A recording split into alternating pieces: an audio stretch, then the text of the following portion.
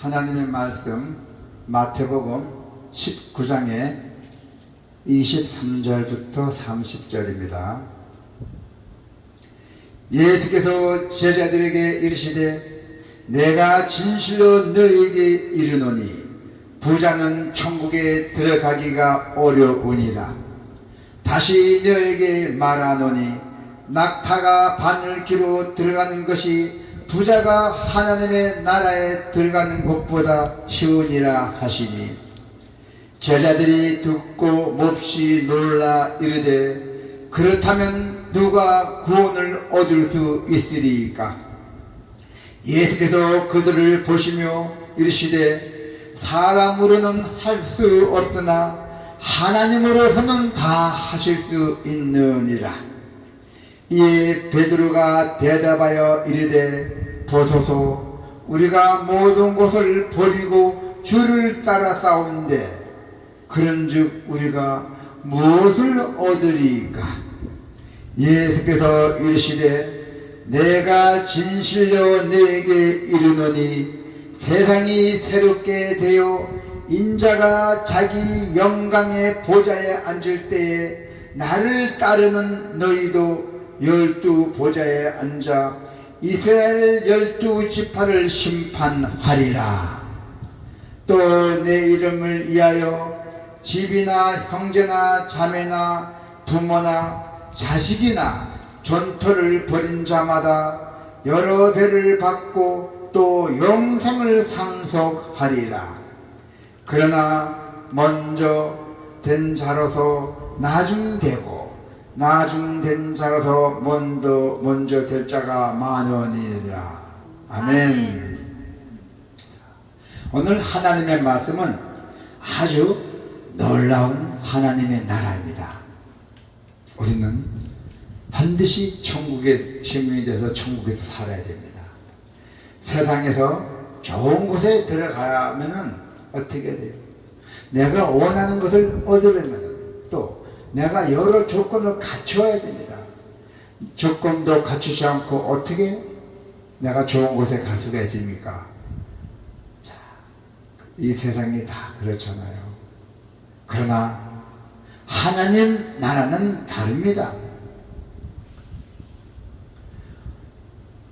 23절에 24절과 같이 부는 위험한 것입니다. 부를 너무 욕심이 내면은 위험하다는 것이죠. 부자는 천국에 들어가기 어려우니라. 이 말씀은 우리 그리스도인들의 재산 증식이나 그리고 정당한 방법에 의한 기업의 확장을 금하시는 것은 아니지만 부에는 많은 위험이 따르는 것이 사실이에요. 너무 욕심을 많이 내면은 위험이 따른다는 것이죠. 그래서 바울은 디모데에게 어떻게 말씀했어요? 자, 디모전의 6절의 9절을 보니까 부하려 하는 자들은 시험과 곧 사람으로 파멸과 멸망에 빠지게 하는 것이라. 올무와 여러 가지 어리석고 해로운 욕심이 떨어지나니. 너무 과하게 무리하게 부자가 되려면은 멸망에 빠진다. 그리고 올무와 여러 가지 어리석고 해서 욕심이 떨어진다.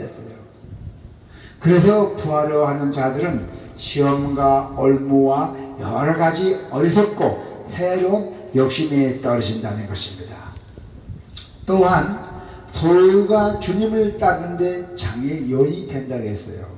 많은 소유를 갖고 있는 분들 주님을 따르는데 장애 요인이 된대요.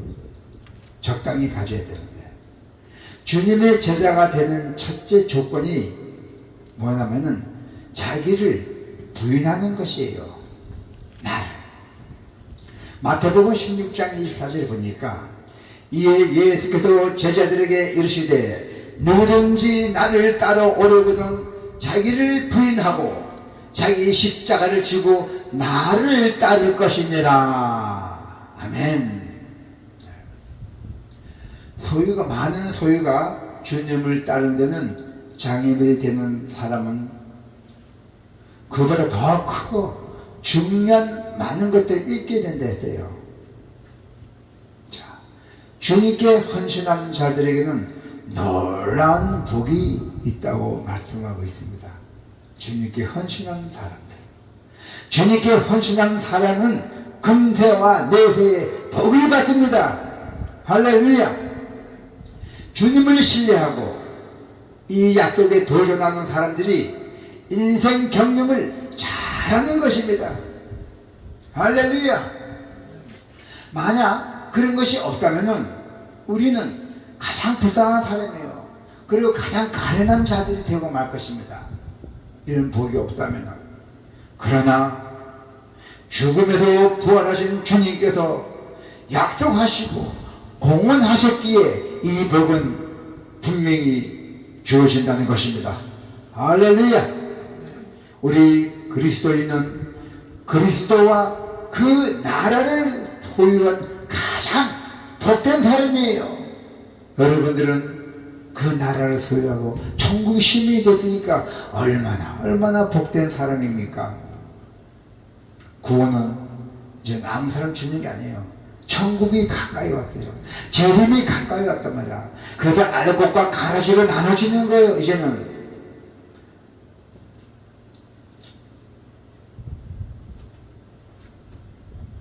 여러분들은 복된 분들입니다.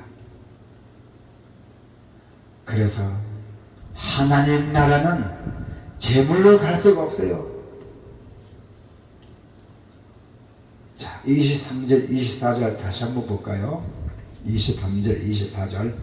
예수께서 제자들에게 이르시되 내가 진실로 너에게 이르노니 부자는 천국에 들어가기가 어려우니라. 다시 너에게 말하노니 낙타가 바늘귀로 들어가는 것이 부자가 하나님의 나라에 들어가는 것보다 쉬우니라 하시니. 아멘. 우리에게 즐거움을 주는 것에 입장을 하려면은 비싼 대가를 지불해야 돼요. 영화를 보러 가려고 하면은 돈을 내야 되고, 또 공연을 보러 가면 다 돈을 내잖아요. 유명한 가수들 오게 되면은. 네. 그런데 하나님 나라는 도리어 부자가 들어가기가 더 어렵다고 예수님께서 말씀하고 계십니다. 거의 불가능하다고 합니다. 사람들의 나라가 아니라 하나님의 나라이기 때문이에요. 하나님이 다스리신 것이기에 세상의 재물은 다 소용이 없어요.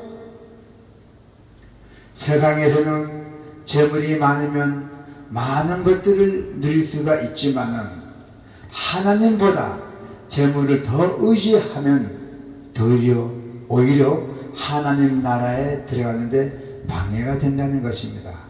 적당히 있어야 돼요. 하나님과 재물을 겸해 섬길 수 없다고 하신 이유를 생각해 보십시다.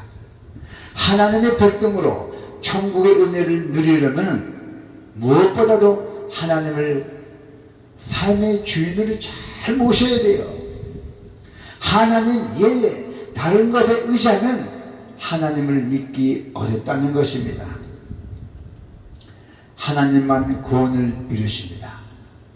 전지전능하신 하나님만 구원을 이룬다고 말씀하고 있습니다. 25절에서부터 26절 한번 볼까요? 제자들이 듣고 몹시 놀라 이르되 그렇다면 누가 구원을 얻을 수 있으리까? 예수께서 그들을 보시며 이르시되 사람으로는 할 수 없으나 하나님으로서는 다 하실 수가 있느니라. 할렐루야. 세상의 기준으로 생각하면 하나님 나라는 들어가기가 참 어려운 것입니다. 구원을 얻는 것이 우리의 노력 여에 달려있지 않기 때문이죠.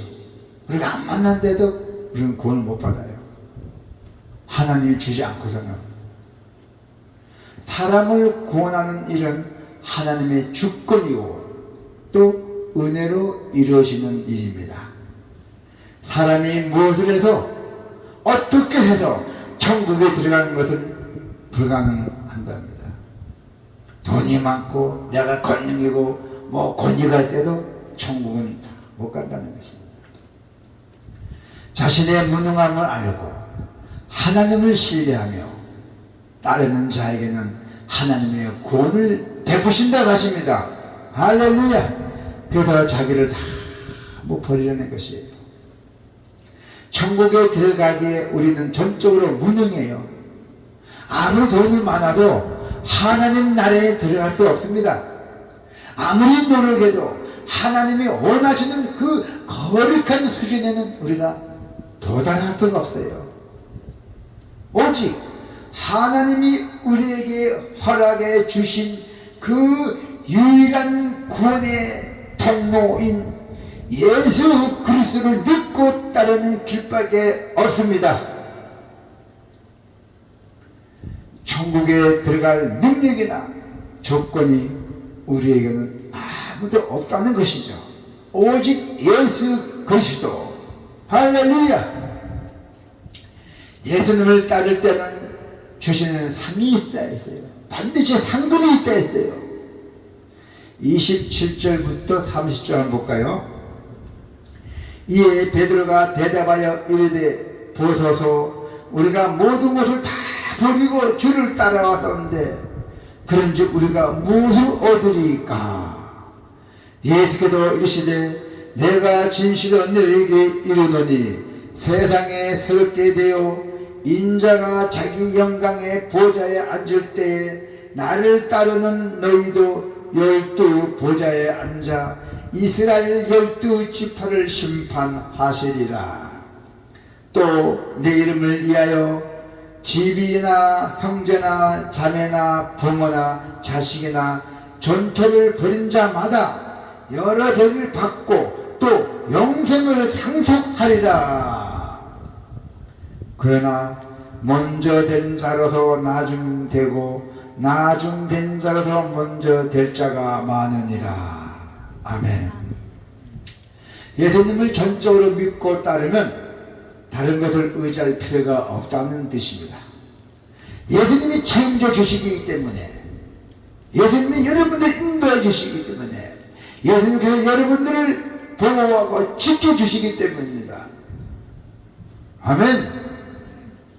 하나님을 잘 믿으면 세상의 것을 소유하는데 집착하지 않아도 돼요.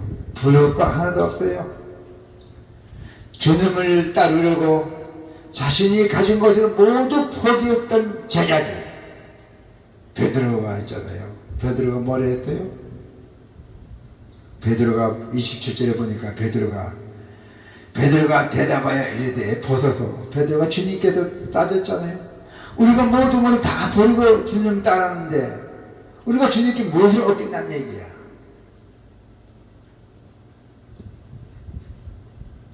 주님을 따르려고 자신의 가진 것을 모두 다 포기했던 제자들처럼 우리도 우리의 것을 버리고 주님을 따라야 한다는 것이죠.